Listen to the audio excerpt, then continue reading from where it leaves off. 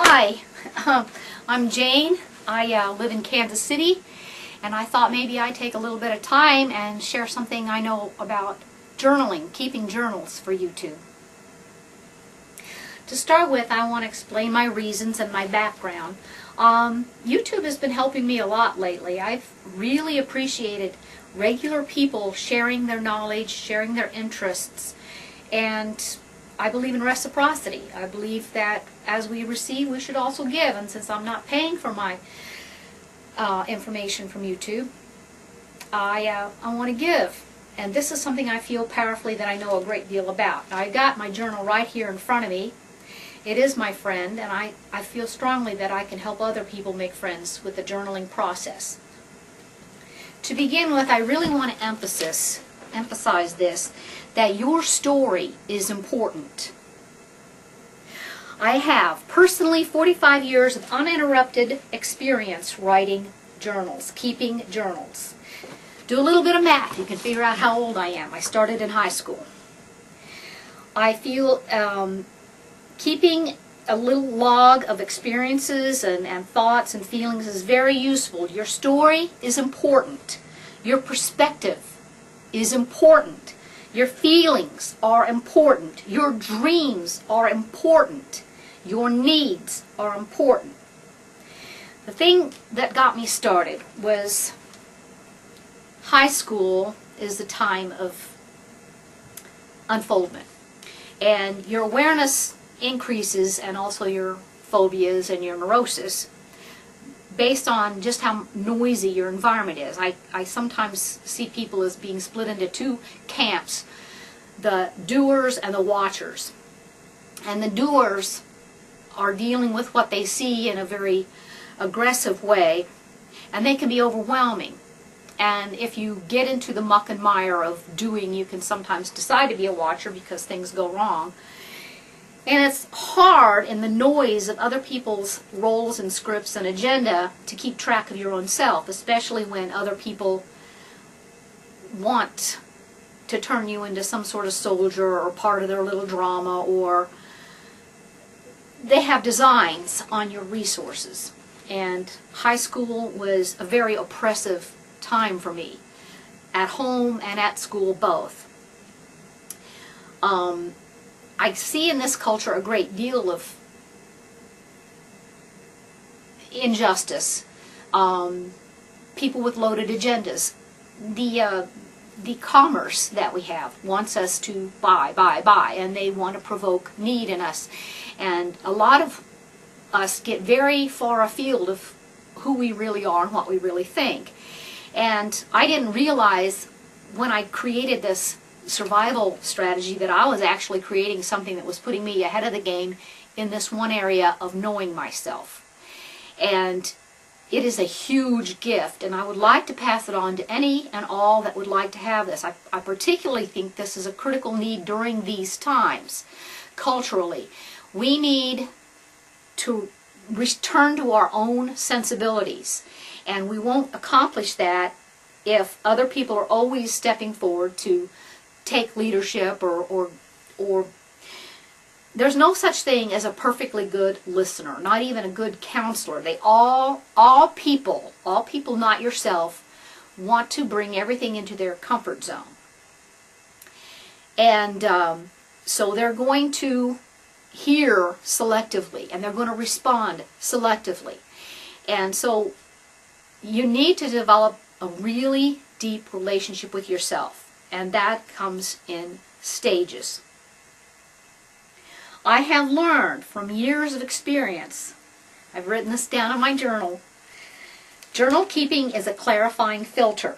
It sorts out neurosis and mental exaggeration and enables better personal objectivity, helps anchor to deal with change, and it helps growth, because you can see your process, you can flatten it out. For me, it's a forum for true personal freedom, full self-honesty, acceptance, validation, and in that a form of power, personal power. Now, in the beginning, all I did with journals was rant. my feelings were the most unacceptable things in my environment, so that's what my journal heard over and over and over again. And occasionally I would work on what amounted to affirmative prayer or affirmations, of trying to teach my mind to see or hear or regard positive things. But more often than not, it was just a little place to go into a fetal position and hunker down and validate my right to feel and what I was feeling. In high school and college, I thought that a journal ought to be some sort of gimmicky, interesting thing that would, expand my creative view, and I would try really different kinds of journals. I used a sketchbook. I used some paper lining things that it was basically in a roll. I created a scroll. I tried all sorts of angles to liberate me. Over the years, now those have their merits. Everything, your inclinations are the best inclinations as long as you can make them last. As long as you go ahead and keep doing it. One of the most inhibiting thing I used to try is create a beautiful, pristine journal.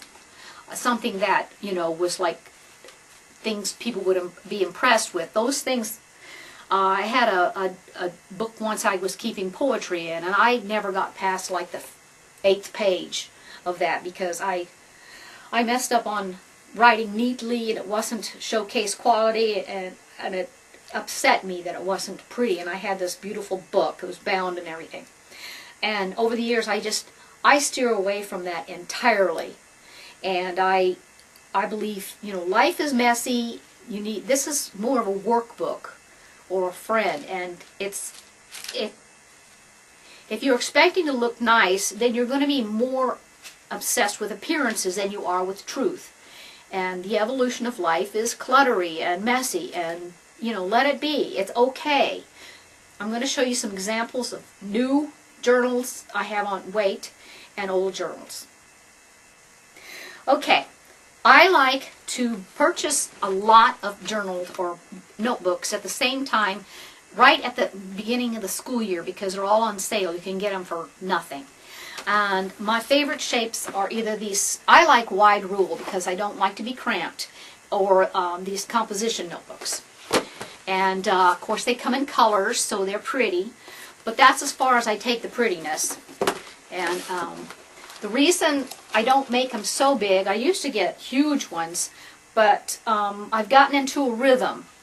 I go through these things in about 6 to 8 weeks. So it gives a sense of evolution. And it's like, everything else is broken into stages, and so that's one of them. Okay, and now these are some used journals. I taped some pictures on one of them just because I had a job that was at a cubicle that I was bored to death visually, and I decided I needed some help. Don't they look tacky? They get all worn out, and that's fine. These become real useful at the end of the year when I'm making family newsletters for the holiday newsletter I send out.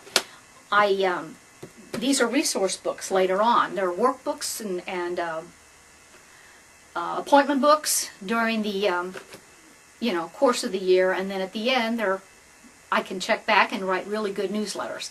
There's more. This is the journal I've been writing in, and I've just about used it up. You can take a look and see how messy. And I highlight things. I go back over stuff. My journal, at the very back, I draw a grid for calendars. And I make about 6 pages of these.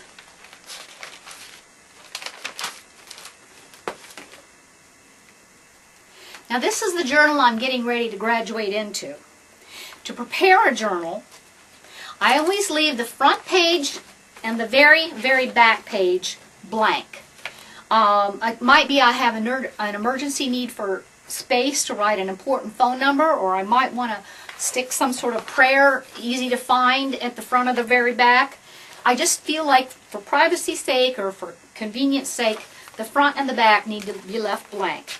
But starting right away, page 1, page 2, I page all the pages I want. And in this case, I paged all the way to 170. And then at the very, very back, I drew some grids. Now, I have not put dates on these yet, but this is for a calendar. And I have done this in highlighter because highlighter doesn't bleed through as bad as magic marker, but it makes a nice clear color. Now, this time I used a ruler because I knew I was going to do this tape. Most of the time I just do it freehand. It's going to end up looking real messy. It might as well start out looking semi-messy. Messy is sort of comforting. I mean, I can't mess it up, so I'll just be honest. There are 3, aside from the, okay, at the back, this is a must-have in my opinion, the calendar, because this becomes appointment calendar help. And the page numbers are a must-have because that way I can reference easily in a number of ways for a number of reasons, and everything's organized by chronology. Okay, I'm going to show you my current note. Emphasis on, yes, I know it's messy, but I know how to interpret it. The day of the week, the calendar day, 4 or 5, are written on one corner, and in the opposite corner is the page that day starts on. I put an angle. I put it in a corner. So on the 4th, the day of the week is page 75. So basically that indexes what I wrote on that 5th day. Also, if I have an appointment to go to the doctor or something, or some such place, I just name the title and the time here. And then I put a page number reference. And then any time, when I find out what I'm going to do there, or how to get there, directions or details of what to bring, it goes in the body of the journal, not on the calendar page. So the calendar is a messy, necessary reference point for all of the rest of the journal. There are 3 things that are really good to have ongoing as sort of disciplines, but I don't have hard, fast rules. I just have suggestions on me. I make thank you lists and concern lists. Thank you lists help my neurotic mind focus on things that are positive and things that are, bless me, because I'm a person who gets very obsessed and distracted by negativity, or I have been. And they also make great references when I go to write my newsletter at the end of the year. I go straight, and I also write TY, thank you, wherever, on my journal so I can see that day I had written a thank you list. Thank you, see, it says right here, TY, page 5859. That means on that page, on that list, that's where I wrote a thank you list. And I can go through my calendar and I can see how long it was since the last time I wrote a thank you list. And I average about once a week on that. I also keep concerns lists. That means basically stuff that's really troubling me that I'm either procrastinating about or scared about or just don't know how to fix. And what it amounts to is prayer thing. And even I put a little symbol at the end saying basically angels bless this. But that's my own little concoction. It's my language. But I make concerns lists. And the merits of that is that I give it up at the point where another merit of having written a concerns list is then further up the road when I'm ready to do some inventory, I can look at recent concerns lists because I made a note on my calendar portion. I can see when I wrote concerns last and I can go back and I say, wow, this problem's been fixed. I wonder, and I can actually inventory evolution and I can see that things do change. And it's hard and fast and black and white. So those are both really positive things. The other thing that I do, I feel that the American diet is really, really bad. But shoulds make me feel scolded and hurt, and they're hard to stand by. You know, cake is still a treat in my heart, and spinach is still a duty. But, so I don't should myself, but I have one little place where I record stuff, so I know it. I'm aware. Awareness, an awful lot of behavior self-checks simply by having eyes on. That's what I learned as a substitute teacher, by the way, also, is I didn't always know what kids were up to, but I was always looking at them. And looking at people, if they are doing something wrong, they will stop. And the same thing happens within ourselves. If we look, if we just commit to looking, we don't have to say should. Something inside of us will work on realigning. And frankly, that should word is hurtful. It hurts the spirit. It says, you're not good enough. And no, I just really care about you. I'm watching you because I care about you. I watch me because I care about me. Okay, so what I do when I start a day, first of all, I don't know if you noticed this or not, but I put numbers, the page numbers, in the outer corners. Always the outer. That way, because this is not so easy to write in and not so easy to see. I want to be able to see what I do. When I put the dates, I also put the dates right here by the number. And when I keep a food diary, basically. When I start a day, I put the date up here. But down at the bottom of that first day, I put a line. I cut off about a third of the page. And I write this way, so I write this way. But I create a column right here, and I put a VPDGF. What those stand for is vegetables, proteins, dairy, grain, and fruit. Grain means corn or potatoes, basically a carb. Vegetables means green mostly, possibly carrots, but I don't count their calories at all. I'm allowed unlimited vegetables because I deserve, free vegetables. That's what I say. I don't, particularly enjoy eating vegetables. It's good for me. Anyway, that's how I keep track, and if I really do very, very well, I'll tally the calories, I'll estimate, and I will tally the per item, and I will observe whether or not I had a nice balance that day or if I ate nothing but grain. But I don't should. But I observe, and I feel like that's a huge part of it. Everything I do that I want to elaborate on, and I do an awful lot of reading, I use this for, like a lot of students use, their workbook at school. I take notes on books I'm reading or particular disciplines I'm working on. Whatever I'm reading that I think I want to remember that, I put it in here. And if I realize I'm waxing brilliant or something, then I'll come back and highlight it so I can find it easier. And I may make a reference on the calendar to it. So, the only organization is it's in sequence. It's, time organized. But as I approach the end of this is how many pages to the end of this particular journal.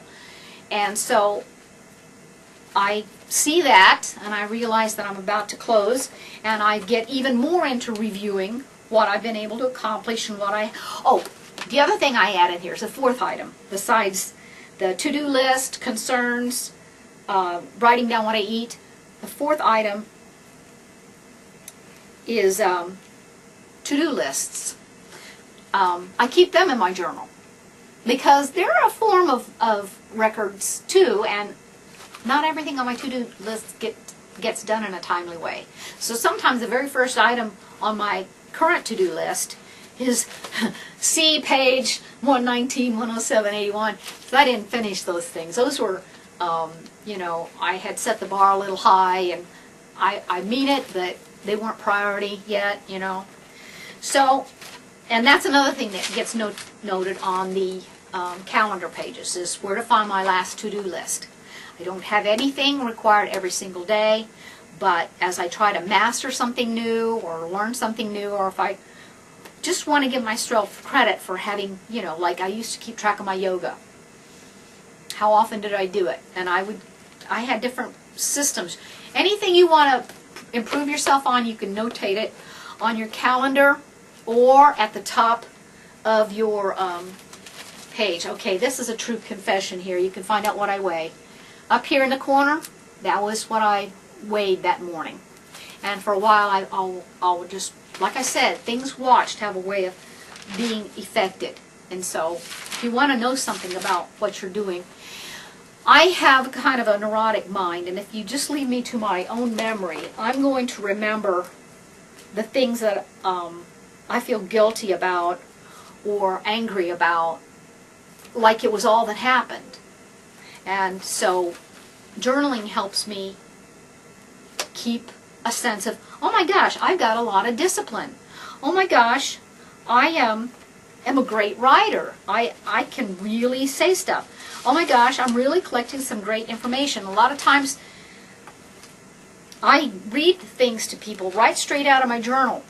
Notes I took from a book I liked, or thoughts I had about personal issues or meeting notes. It gives me structure in a life that isn't particularly structured, because I am currently unemployed and not going to school yet either. So I'm really hoping that other people get on board with this, and I would appreciate if there's some way to get feedback on how this has gone for you. I would like to hear it.